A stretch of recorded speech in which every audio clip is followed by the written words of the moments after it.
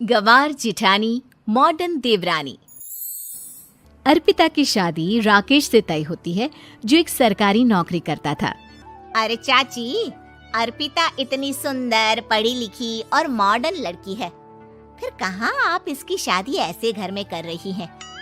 अरे लड़का सरकारी नौकरी करता है, इंजीनियर है, खूब कमाता है, खूब मेहनत की है लड़के ने इस नौकरी के लिए। अर्पिता भी राकेश को पसंद नहीं करती थी, लेकिन पिता ने हाँ कर दिया तो शादी के लिए मन मारकर तैयारी कर रही थी। हाँ माँ, चाची ठीक ही तो कह रही हैं। पता है मेरी सहेलियों के पति कितने मॉडर्न हैं। अरे देख बेटा, तू मॉडर्न है ना, वो पढ़ने लिखने वाला गांव का होनहार लड़का है, तू जैसा रखेगी रहेगा। अब तक कोई उसकी केयर करने वाला नहीं था, है तो सिर्फ एक भाई भाभी, और माँ पिता तो गांव में ही रहते हैं।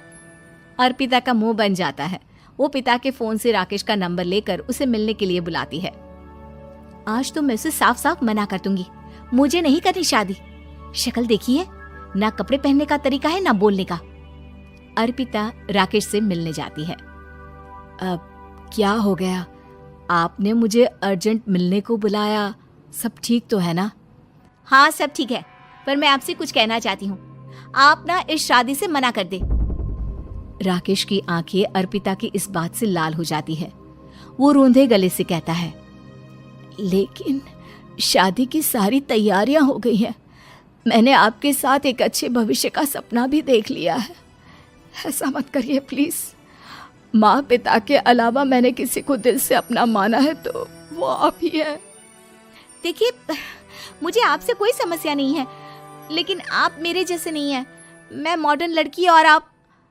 मैं आपसे वादा करता हूँ, जब तक आपके लायक नहीं बन जाता मैं कभी आपसे बीवी का हक नहीं मांगूंगा। अर्पिता राकेश का प्यार देखकर पिघल जाती है और शादी के लिए हाँ कर देती है। दोनों की शादी हो जाती है, लेकिन शादी के बाद राकेश की भाभी, जो कि पूरी देहाती थी। ए राकेश, उठ, जब पानी भर कर ला और तेरी बीवी को बोल के चूल्हा लगा दिया है, रोटी बना ले। क्या है ये सब? और तुम्हारी भाभी इस तरह चिल्ला क्यों रही है?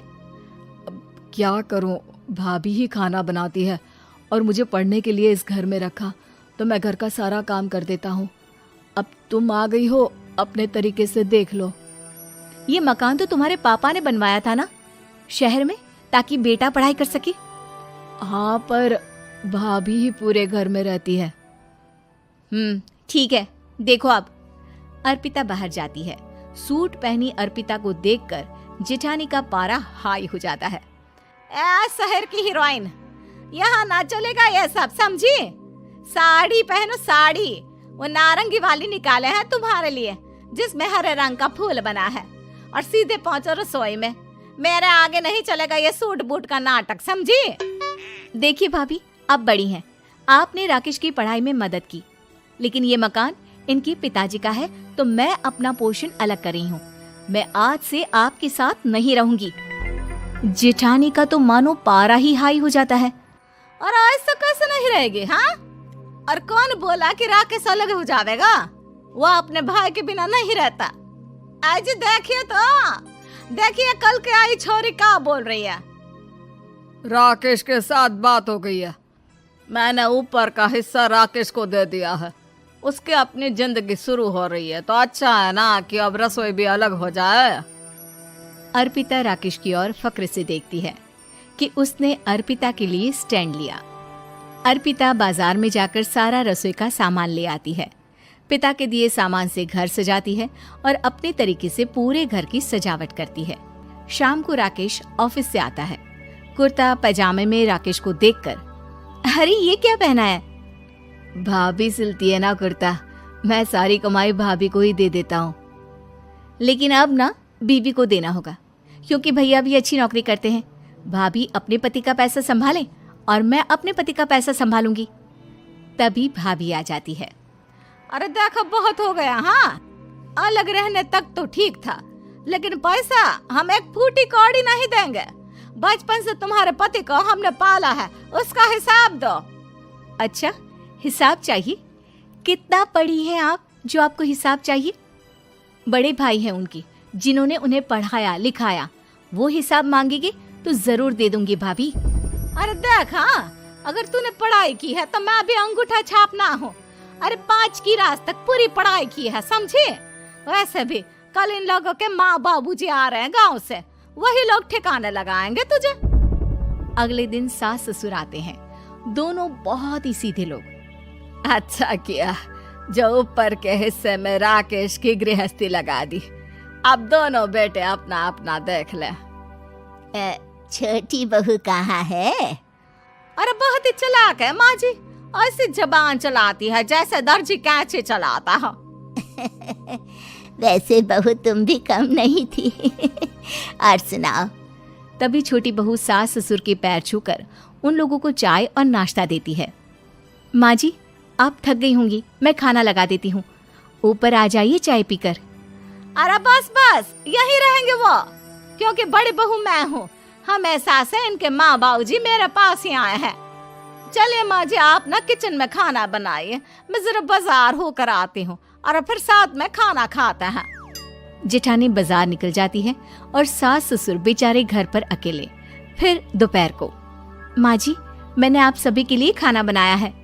माना मैं छोटी हूँ, लेकिन अच्छा लगेगा अगर आप लोग मेरे साथ रहें। वैसे भी यहाँ है कौन बेटा, चलो ऊपर राकेश के पास ही चलते हैं। सास ससुर दोपहर का खाना खाकर वहीं आराम करने लगते हैं कि जेठानी आ जाती है। अरे वाह, ये तो वही बात हुई ना, कल की आई को पूरा परिवार और हम अकेले के अकेले। भाभी देखिए, परिवार में प्यार से रहा जाता है, ना कि चालाकी से। अम्मा खाना कैसे बनाती, पहले ही गांव से थक कर आई हैं। हाय रे दया, तो मैं का बाजार से ऐस करके आ रही हूँ। अरे भूख के मारे मेरा सर दर्द हो रहा है, पर यहाँ मेरी फिक्र कौन करेगा।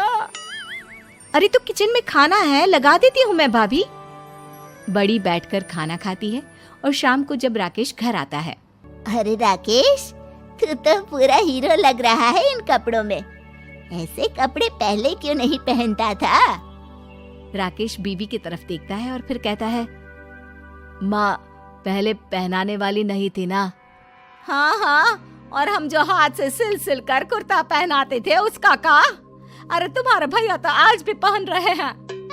तभी अर्पिता सास के लिए कपड़े और ससुर के लिए शर्ट पैंट ला कर देती है। उन लोगों को फ्रिज से ठंडा पानी और टीवी में फिल्म दिखाती है। अरे कब से इनको बोल रहे हैं कि फ्रिज वाले आओ, लेकिन ये है कि मानत ही ना है। बहू, अब तो तुम ही समझाओ ससुर जी को। नहीं पापा, आप फ्रिज मत लीजिए। अरे वाह रे छोटे, खुद फ्रिज का ऐसे का मजा ले, और इनकी माँ के पास फ्रिज भी ना हो। अरे देखा पिताजी, देखा माँ जी कब बोल रही है। अरे उसकी पूरी बात तो सुन लो कि वो क्या बोल रही है। वो इसलिए क्योंकि अब माँ जी और पापा यहीं रहेंगे मेरे पास।